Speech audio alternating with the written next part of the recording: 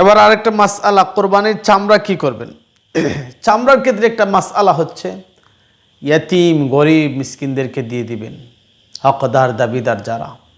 তবে উত্তম হচ্ছে যদি কোনো তালিবুল ইলম হয়, দ্বীনের জ্ঞান অন্বেষণকারী ব্যক্তি হয়, বা দ্বীনের জ্ঞান অন্বেষণ করার মতো জায়গা থাকে, ওই জায়গায় ইলম অর্জন করবে। যেমন একটা মানুষ ইলম অর্জন করতে হলে তার বইয়ের প্রয়োজন হয়, কিতাবের প্রয়োজন হয়, তার কিতাব বাবদ খাতা কলম বাবদ তাকে সহযোগিতা করলেন, তো সে ইলম অর্জন করবে আপনার চামড়া বেচে টাকা নিয়ে কিতাব ক্রয় করবে। যেমন এই কিতাবটা, এই কিতাবের বয়স হচ্ছে 18 বৎসর যা আহকামে কোরবানি, আল্লামা ইউসুফ তাওলবী রহমতুল্লাহ আলাইহি তিনি এই কিতাবটা লিখেছেন, অনুবাদ করেছেন আল্লামা মুফতি কবির আহমদ উসমানী।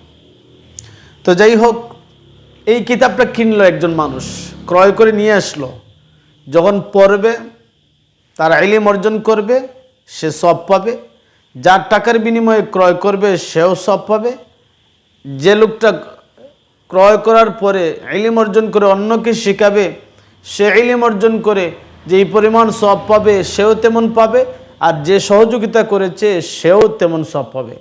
এভাবে আবাদুল আবাদ ইলম জারি থাকবে। বিদায় এমন জায়গায় যেখানে দ্বীনের জ্ঞান অন্বেষণ করা হয়, দ্বীনের জ্ঞান কোরআন এবং হাদিসের জ্ঞান অর্জন করা হয়, এমন ফান্ড, মিসকিন ফান্ডে আপনারা হাত দিয়ে দিবেন, দান খায়রাত করে দিবেন। নিজের জন্য যদি করেন তাহলে আপনি কম্বল বানাতে হবে, বালতি বানাতে পারেন, পাপোশ বানাতে পারেন।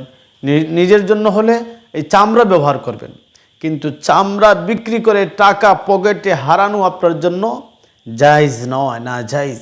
সদকা কবুল হবে না। সদকা যদি কবুল হতে হয় তাহলে হুবহু চামড়ার টাকা পয়সা যা আছে সব দান খায়রাত করে দিবেন। কোরবানির পশুর রশিও যদি থাকে সেটা পর্যন্ত দান করে দিবেন, খুব খেয়াল করবেন। এরপরে আরেকটা মাসআলা এক ভাই করছেন যে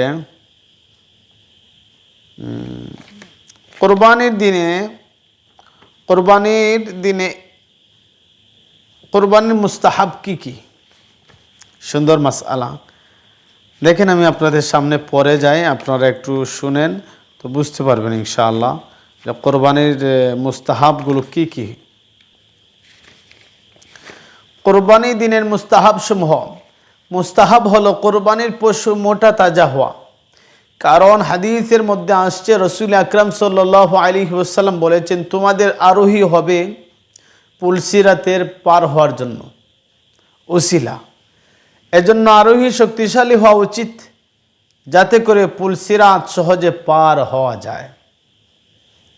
এজন্য যে প্রাণী আল্লাহর রাস্তা কোরবানি করব সেটা যেন মোটা তাজা হয়, সুন্দর হয়, সুষ্ঠু যেন হয়, রুষ্টপুষ্ট যেন হয়, যে কেউ দেখলে পছন্দ করে, ভালো হয়।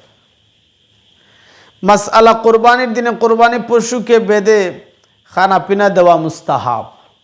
কোরবানির দিনে মুস্তাহাব কি কি এই আলোচনা হচ্ছে, কেননা তার আশা আকাঙ্ক্ষা আছে, এজন্য তাতে সওয়াব প্রতিদান পাওয়া যায়। মাসআলা, পশুকে জবে করার স্থান পর্যন্ত সুস্থভাবে শান্তভাবে নিয়ে যাওয়া মুস্তাহাব। টেনে হেঁচড়ে হাত পা বেঁধে নেওয়া মাকরুহ। খুব খেয়ালে নেবেন, শান্তভাবে নেবেন, ভালোভাবে নেবেন, তাকে একবারেই স্বস্তিরে নিয়ে যাবেন যেখানে আপনি জবে করবেন। এরপরে কোরবানির মুস্তাহাবের মধ্যে কোরবানির পশুকে নিজ হাতে জবে করা মুস্তাহাব। চুরি ধারালো হওয়া এবং জবে করার পর এতটুকু পরিমাণ সময় অপেক্ষা করা মুস্তাহাব, যতটুকু পরিমাণ অপেক্ষা করলে প্রাণী জবাইকৃত প্রাণী ঠান্ডা হয়ে যায়। হাত পা কাটবেন, চিলাবেন, যখন সে ঠান্ডা হয়ে যাবে। মাসআলা, পশুর কণ্ঠনালীর দিক থেকে জবে করা মুস্তাহাব, আর মাথার পিছন থেকে জবে করা মাকরুহ। মুস্তাহাব হলো পশুকে কিবলার দিকে শুইয়ে দেওয়া এবং জবেহকারীর দিক ও কিবলামুখী হওয়া। স্বস্তির করবেন, ভালোভাবে বুঝে করবেন।